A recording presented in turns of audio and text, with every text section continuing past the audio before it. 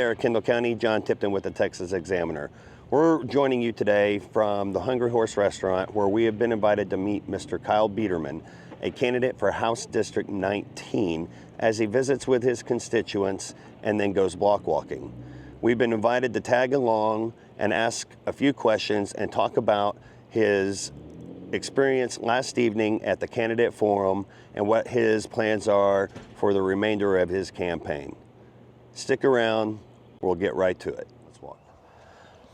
So Kyle, one of the things that we were discussed last night and kind of briefly came up was the issue of some folks being a little disparaged at the amount of flyers that they're receiving in the mail. And to be fair, it's coming from both sides. Sure. And a lot of folks are under the impression that it's a mudslinging contest. And to be completely honest, some of those flyers make it seem like that's exactly what's happening. Can you kind of touch on that and how you feel about these flyers and either why they're important or how they could be a detractor? Well, you got to reach 50,000 people in this district. So the district is 200,000, but it's so heavily Republican, and we have a very high percentage that vote.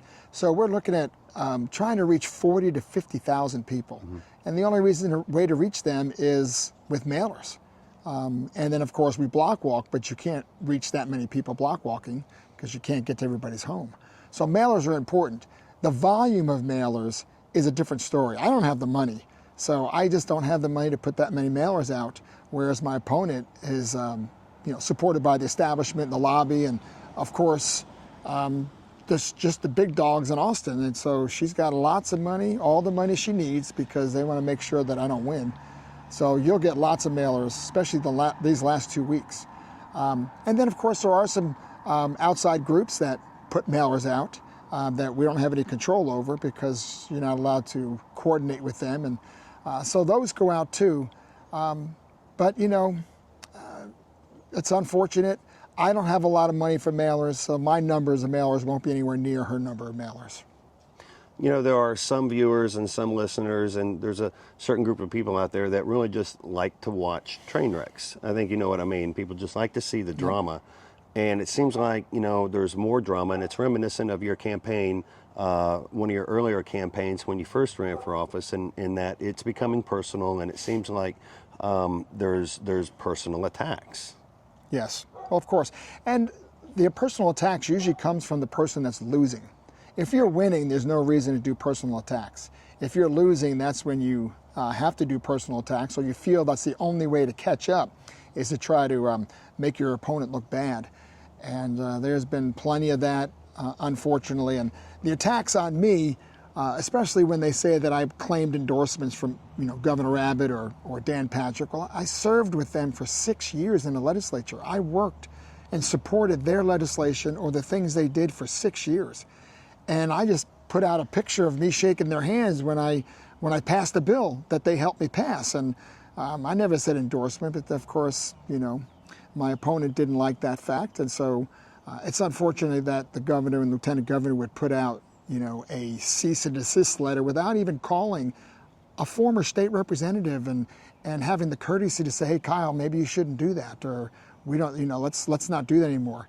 No, it has to be a campaign letter from my opponent, and the fact that that happened that way is very, very, very unfortunate. But that's just what happens when you're desperate. And I'm sorry, that's how it goes. I have not lied in anything I've done, and that's all I can say. Hey, I'm Kyle Biedermann. I'm running for state rep. How you doing? Are you a voter? Yes, sir. Registered. Hey, registered for? Yes, Keller. Nice to meet you. For Republican or Democrat? Republican. Well, good. Oh, sorry. So do you know who I am? I do not. So I was a state representative here for 6 years. Okay. I live in Fredericksburg. Okay. And I didn't run last time because I own a hardware store. So I've had my hardware store for 40 years. Oh, nice. In Fredericksburg? Yes. Oh, very cool. And then I decided to go home and go back to my business, my family, because I'm not a politician. But the person that took my place, I'm very unhappy with. She lives in Austin. Okay. Gotcha. And I don't think we need somebody living in Austin to represent us out here in Boerne. So I'm running again for state representative. Okay. And I would certainly like for you to consider me. And absolutely. Let's see, you have any questions you might have for me? Not right now. Okay. But I'll get to you. That'd be fantastic. So just remember, voting is next week. Yep, sounds good. We're registered and ready to go. And then March 5th is the actual election. Now, this is the primary, so it's Republican against Republican. So you got to choose who you want, because whoever you choose is going to be your no rep. ticket option. Nope. Nope, not until November. All right. Not until November. Sounds good. So, hey, God bless you. Thank you. Take care. Hope you'll. All right, Kyle. Well, it seems like that last visit went very well. It did. But so what happens at doors? Some people are undecided. Some people really don't know, even who their rep is or that is an election. And so you have to give them a little information. And of course, once they meet somebody, a lot of times it's like, wow, that person came to my door. I want to really consider him, especially if the few things they said were of interest. And you could tell he was of interest in having somebody that's local, that lives in, nearby Boerne and not in Austin. So that was positive. But again, we don't know if he's going to vote. We sure hope he does. Well, I just want to thank you one more time for taking the time to hang out with me and to kind of expound on some of the questions that have been asked before. Yes. And I think one question that immediately comes to mind, if you have one more second. Sure. Your opponent claims that your past terms in office, for the past 6 years you were there, that you didn't get anything done. Can you speak to that? I mean, just that simple.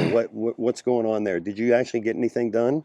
That's quite an arrogant statement. I was there for 6 years. I passed a number of bills, but local bills are easy to pass, because they usually go to a different calendar, and they go to local and consent calendar, and we don't have debate on the floor. So I had passed a number of those bills. Resolutions, those are easy to pass. I passed a number of those. It's the large bills, the big bills that actually come to the floor. And for me, I'm not there to try to write bills that everyone else is writing. I'm there to write bills for my district, and big bills that are very important to Texas, like the Alamo, like Texas independence, like water bills, bills that are going to help for density and growth. That goes against the grain. And when you go against the grain, you get a lot of pushback. But we have to continue to fight and persevere, because the longer we do, the more we get people to understand that that's important, which water is becoming very important. Finally, even though I worked on it for 8 years, it just takes time. But it takes a leader, and it takes somebody with courage. Just go against the grain and really fight for their district. And that doesn't mean you're going to pass a lot of bills, but passing bills isn't really what makes you effective. What makes you effective is fighting for your district and killing bills that are not good. And a lot of times if you kill somebody's bill, obviously they're not going to want to help you pass your bill, but that's fine. I'd rather do what's right than sell out. And because once you sell out, it's easy to pass things, because you can they'll just give you whatever you want. But no, it's just important to represent your district. And if you're a fighter, doesn't mean you're going to be well liked up in Austin. And I don't want to be liked in Austin. I want to be liked at home by the people. And it's unfortunate that my opponent thinks that she's done so much in one session, when she just voted with all the other Republicans, 85 of them, won 85 other Republicans, and tries to take credit for it. I passed a ton of bills, if you want to make that as your criteria. But I don't even know any bills that she passed that were really very significant, besides resolutions and a few little local things, except for one bill in Travis County where it actually took away private property rights and gave eminent domain to a utility outside of their jurisdiction. And I don't really believe that was such a great bill. And we haven't heard her ever even talk about it. So I don't think she's so proud of it. She just likes to say she passed bills. And, it's just unfortunate that people have to say things like that. But the vote is going to take, the voters are going to be the ones that are going to make the decision. And I'm very confident that we're going to win this election. Well, Kyle, thank you very much for taking the time again to visit with us today. And thank you for your message. We wish you the best of luck in your continued campaign. Folks, don't forget, early voting begins on Tuesday the 20th and runs through close to the end of the month. And then voting day is actually on March 5th. If you are registered to vote, it's your duty to go and vote. Please do your research and vote your conscience. Thank you. Have a nice day. Thank you. God bless you.